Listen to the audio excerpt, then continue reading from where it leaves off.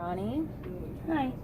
My name is Miss Ford. I'd like to welcome you to counseling. We spoke on the phone, and you had said that you have some issues that you'd like to talk about. But first, I want to go over some confidentiality. So anything that's said between you and I will stay in this room unless you are a danger to yourself or to others. Okay? Mm-hmm. And is it all right if I take notes with you throughout our session? Mm-hmm. Okay. So why don't you let me know a little bit about what's going on? Well, I'm about 44 years old, and I'm going through a divorce with my first husband. Okay. It's been rather rough. We haven't told our children yet. The last one just left for college, about a month ago. And so they're really not near, so I haven't been able to tell them, and I guess I'm just struggling with everything that's coming from the divorce. Yeah, that sounds like it's a really rough time. How long were you and your husband married? 21 years. 21 years. Okay. And how do you intend on telling your children? I haven't really thought that far ahead. We haven't discussed it. He really doesn't want to tell the children yet until it's, official. Mm-hmm. But I don't feel like we should wait that long. Yeah. So it sounds as though you're having some trouble communicating to your children that you're having a divorce, that you and your husband will be getting a divorce, and you're having trouble communicating with him about the importance of telling your children. Mm-hmm. Mm-hmm. Yeah, I don't know. When I was younger, my parents got divorced, and they were honest with us and told us. I don't know, I was pretty young, so I feel like telling our adult children will be a little bit easier. Mm-hmm. But I don't know, just communication with him is just not happening at all. He is unhappy that I want a divorce, because he doesn't think we should get divorced, and he doesn't want to tell the children. Well, it sounds to me that you value honesty, and that you, when you were a kid, when your parents told you the truth about their divorce, you valued that, and it meant a lot. Mm-hmm. It did. I guess honesty is part of the reason we're getting divorced. He cheated on me with about 4 different women. With 4 different women. Yeah, so it went on for a multitude of years. So I feel like I have a right to feel this way. Yeah. Why, what is your husband's name? JJ. So why does JJ not want to get a divorce? He wants a second chance. Mm-hmm. He wants to work through this, and I don't think I can.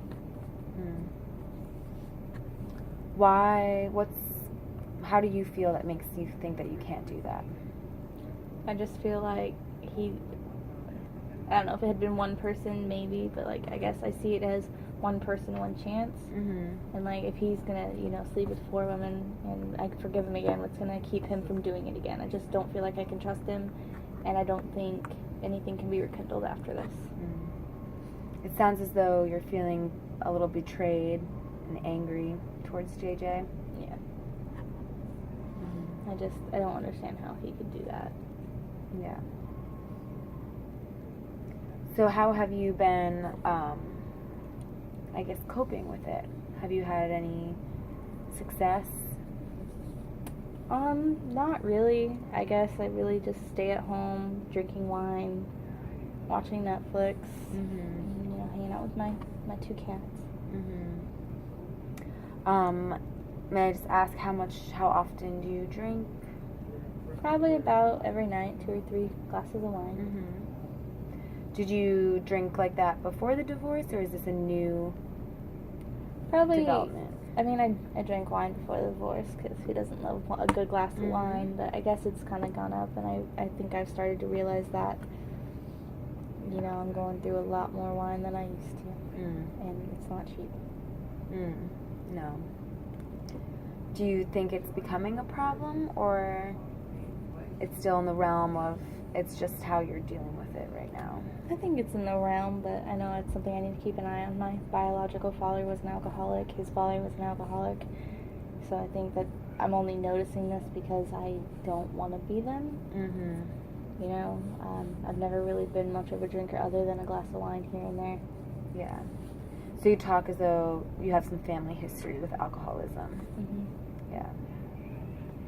Okay. Is there anything that you could do, you think, instead of drinking? Anything that activities that you enjoy? Not really. I really just don't have the energy or the mood to do anything right now. Yeah, that's understandable. And so your children are away. You said that they were out of the house. Yeah, we have 3 children, Mm-hmm. and they're all in school right now. Okay. One's in her master's, one is in their junior year of undergrad, and the other one just started her freshman year. Okay. So they're all kind of spread out. Mm-hmm. How is that? How have you been dealing with that? I don't know, it's hard, you know. I grew up with a close family. I was close with my kids, and, you know, Mm-hmm. now they're not home, and I don't get to see them or talk to them a whole lot because they're so busy, Mm-hmm. and it's hard. It's really making this difficult. Yeah. I'm sure it is hard, but from what I'm hearing, it sounds as though you have a really strong relationship with your children, which is great. You know, you want to be truthful with them, and you miss them being around. Mm-hmm. So that's great to hear. It sounds as though you had a good, strong relationship with your children. Yeah, I did, and I don't know. I guess I'm worried that telling them about everything that's going on is they're gonna hate me for wanting to get a divorce and leaving their father. Why do you think that they would hate you or blame you? Because they grew up as this happy, normal family.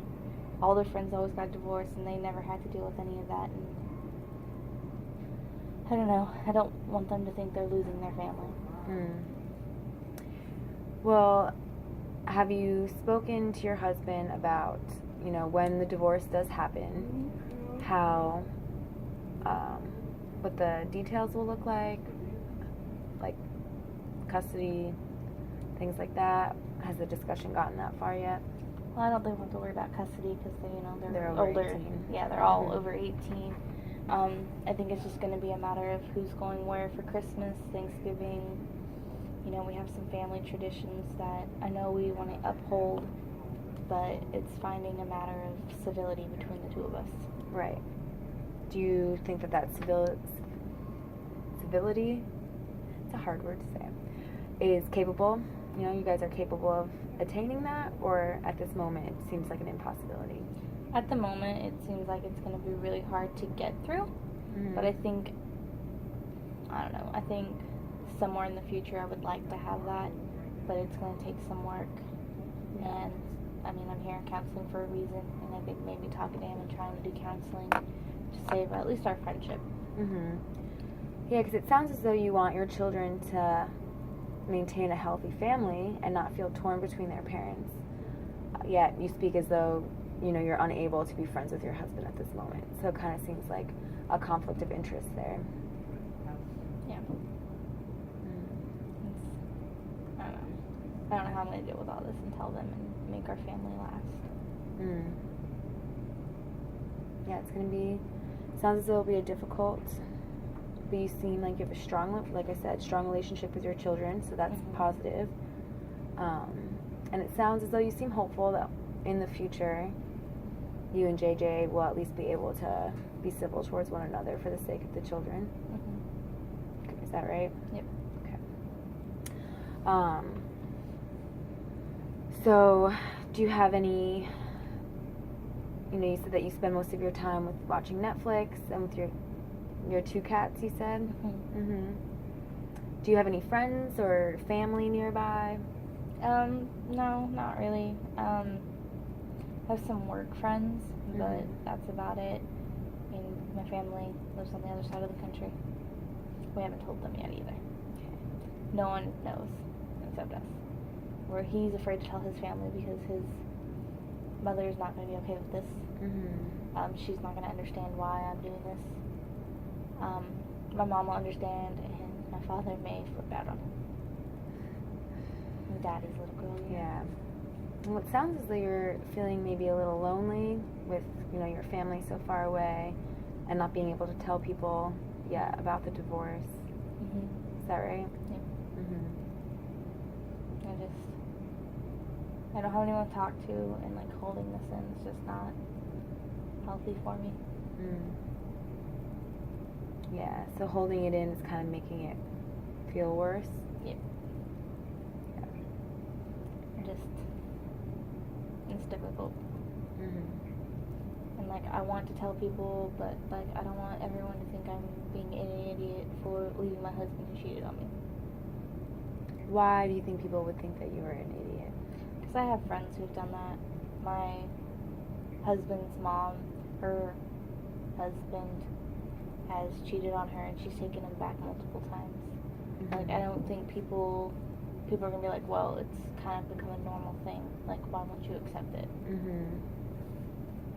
And say if someone were to ask you that, how would you respond? Always, once a cheater, always a cheater. I just don't have the trust in him anymore, and I don't feel like you can have a healthy marriage without trust. Yeah.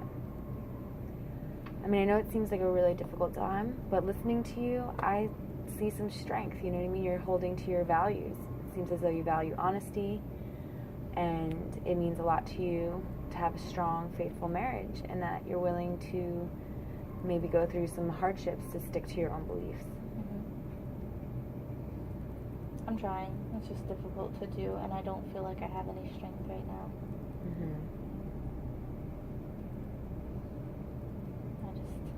I feel alone, as you keep mentioning, and I don't feel like I have any strength to get through this, and I'm just not sure. I know it's going to take time, but I don't know if I have the strength to deal with the time. Right.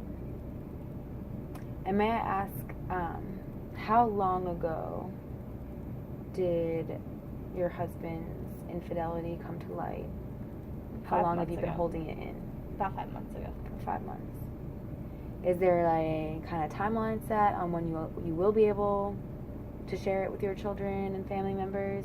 We haven't had a chance to sit down and talk about it. We are currently working with lawyers to drop the papers, and he's kind of like pushing back.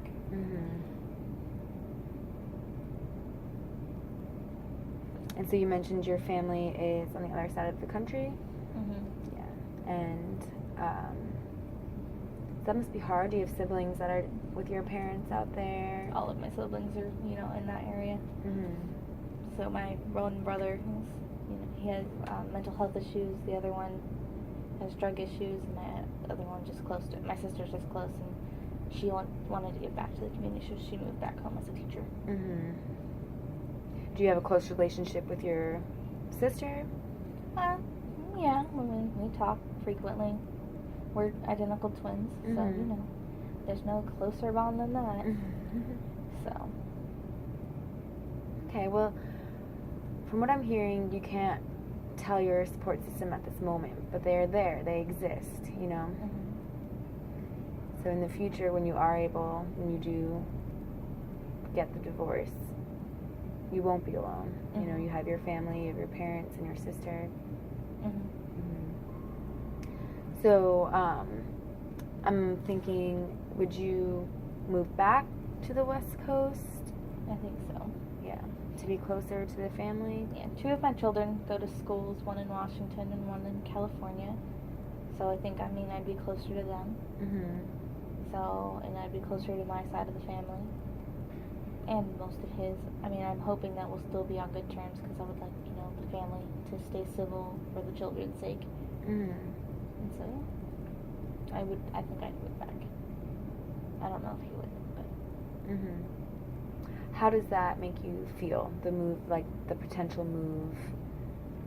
It's just a lot to take in. It's going to be a lot of work, and I don't know, being on my own for the first time in,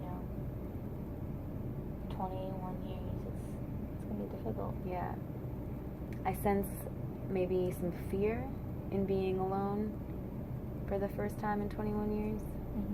Yeah, I don't know. I was only on my own for 6 months before we moved in together. Because otherwise I lived on campus or something. I was never really on my own. I took care of myself, but right. Yeah. So when you feel this fear, what exactly are you afraid of? I guess the biggest thing is being alone. I've never been alone before. Mm-hmm. So I don't know how to cope with that. I don't know how to handle that or grow from that. And I'm afraid of that. Right. I don't want to be that crazy cat lady who never has anyone else again and that the family has separated from. Mm-hmm. So when you envision yourself alone, you're envisioning yourself alone with your cats at your apartment or your house?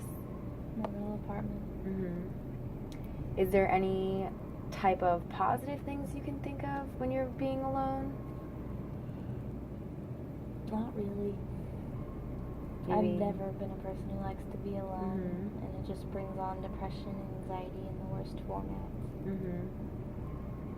Do you think you would maybe be a little less fearful if you were more confident in your independence and your ability to, be strong and be by yourself? Maybe I never had the strong thing of independence. Like when we first got together, I didn't want anything from him. I wanted to prove I was a strong, independent woman. Mm-hmm. I was never that person. Mm-hmm. Like I always relied on family or something. So only having myself to rely on isn't something I'm really used to, Mm-hmm. or that I've ever done. Because what 44-year-old woman still relies on their parents? Mm-hmm. I don't want to be that person.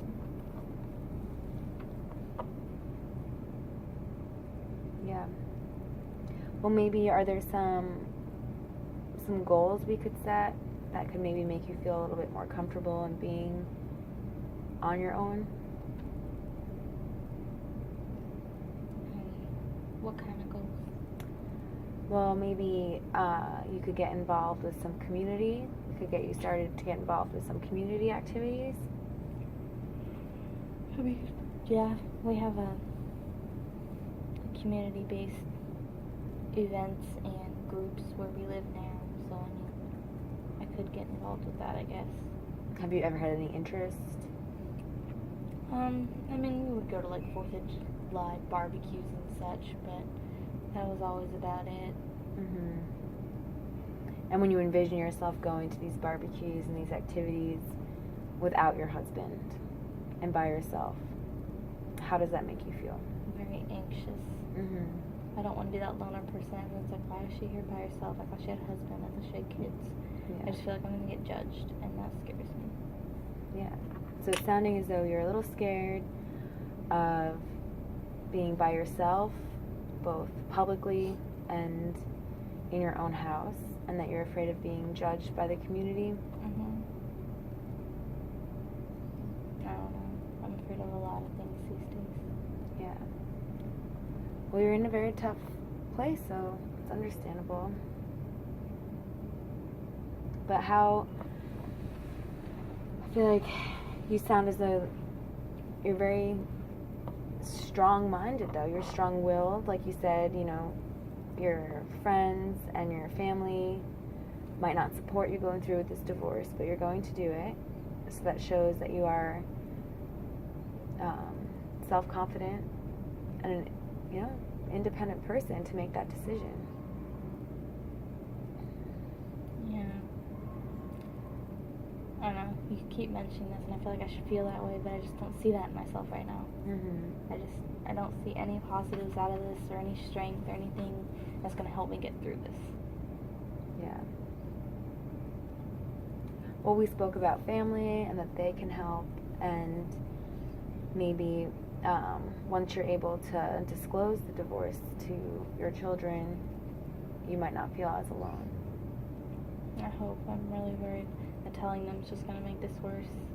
Mm-hmm. Telling anyone is just going to make this worse. Does your feelings of self-doubt and fear, is it tied at all to the fact that your husband was untrue to you? Is it like maybe a comparison towards other women, or What do you mean?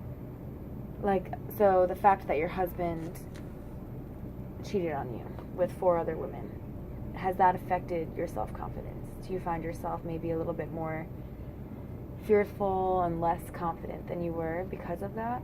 Well, I mean, yeah, obviously I wasn't providing what he needed, so he had to go find it elsewhere. And I mean, it would have been one thing if it was one woman, but four, it just makes me feel like I had nothing to offer. Have you asked your husband why? No, I'm afraid to hear the answer.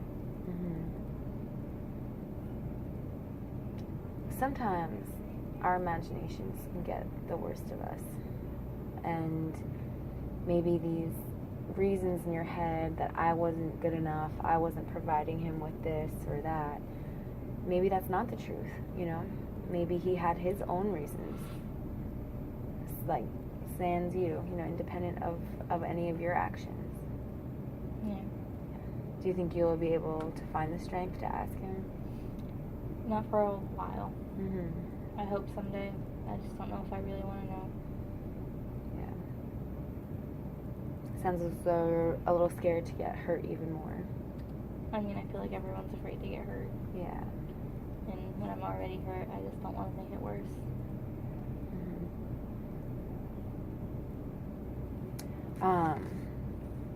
So we've talked about your divorce. We've talked about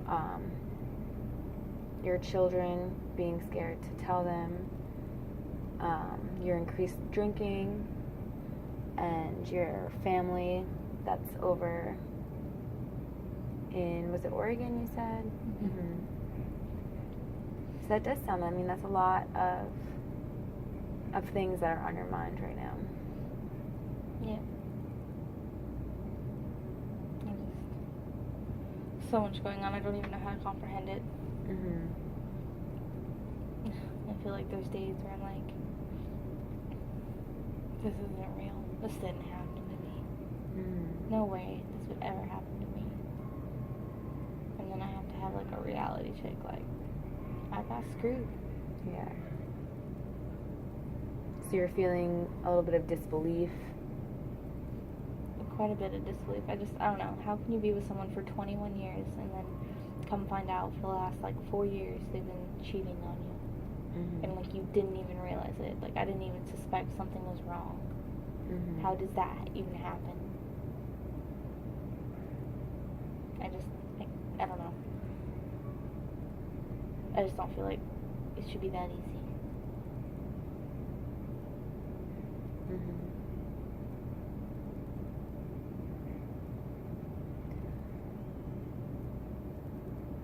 Yep.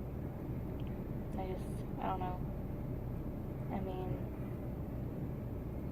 how do things change so fast? Like, I don't understand how things could go from so fabulous and great to so upsetting and heartbreaking.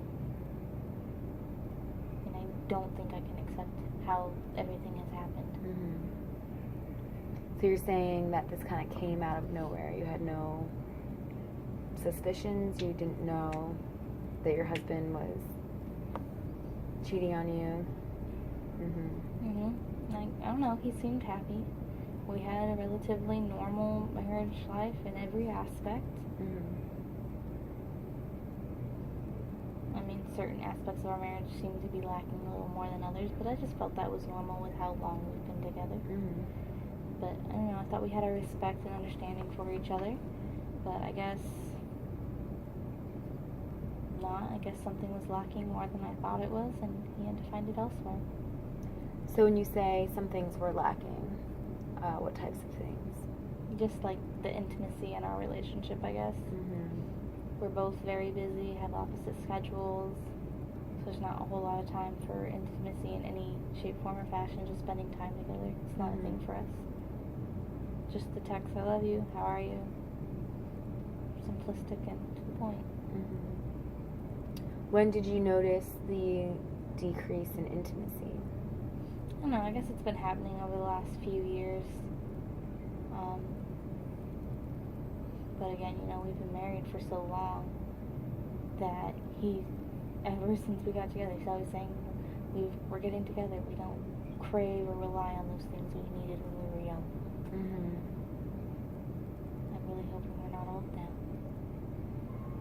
You're saying that your husband said that you guys didn't need it. How did you feel? I don't know. People got needs. But I guess as I got older, I didn't need those needs as much anymore. Yeah.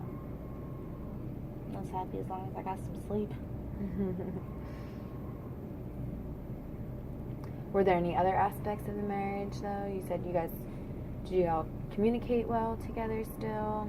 Or was it mostly just text messages and being tired and very busy?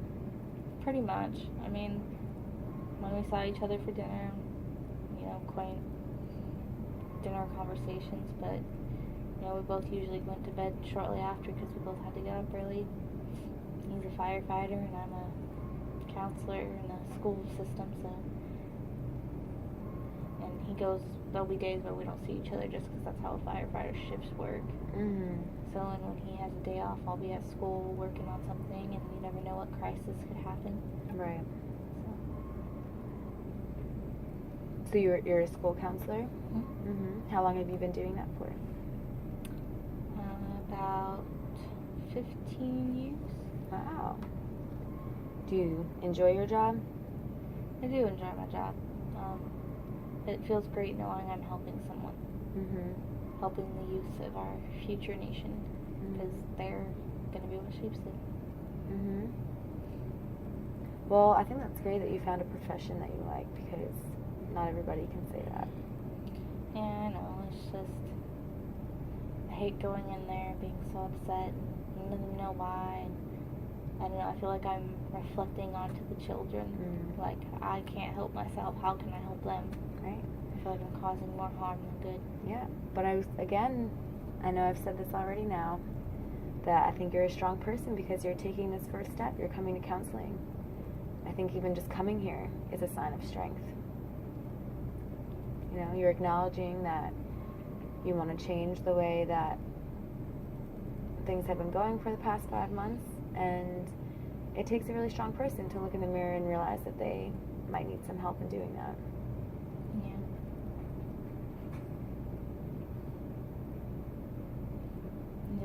I don't know. I was hesitant on counseling. I don't know. I feel like a counselor going to counseling sounds a little weird. But,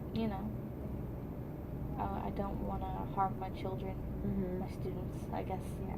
I refer to them as my children, but, any more than I normally do. I mean, we know we're not going to help every child. So.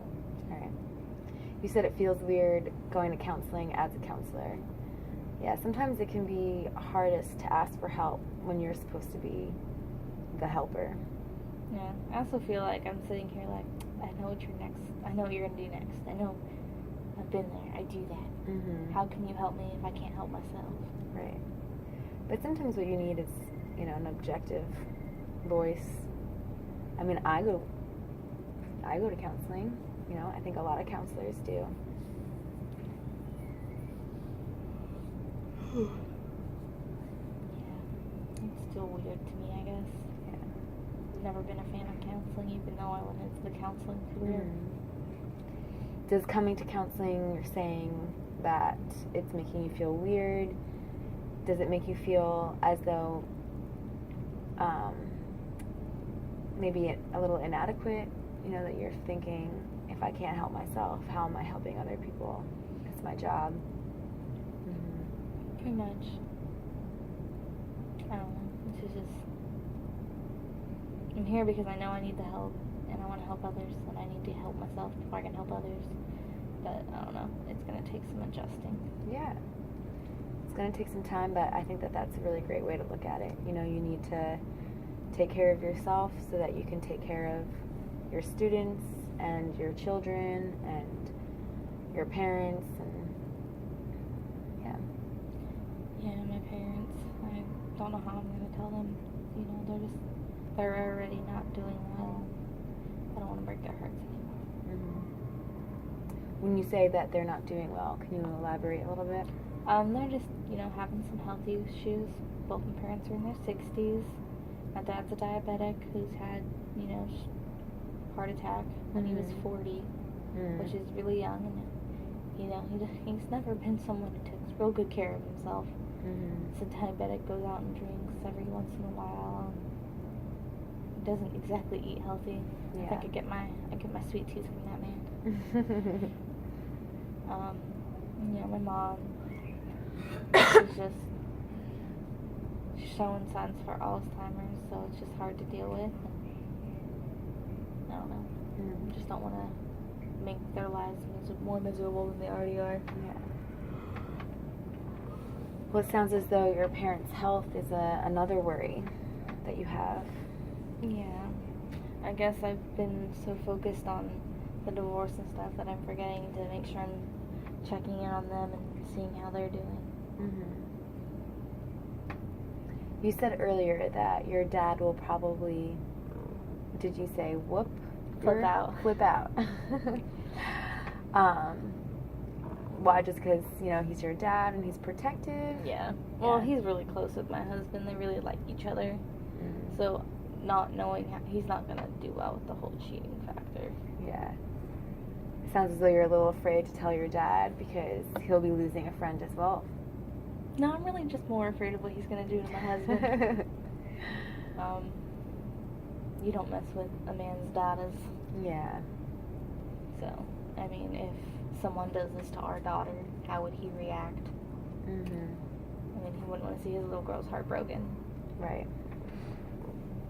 So, I don't know. It's just difficult.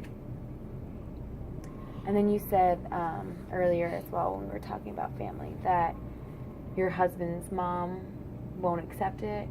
Is there a reason why?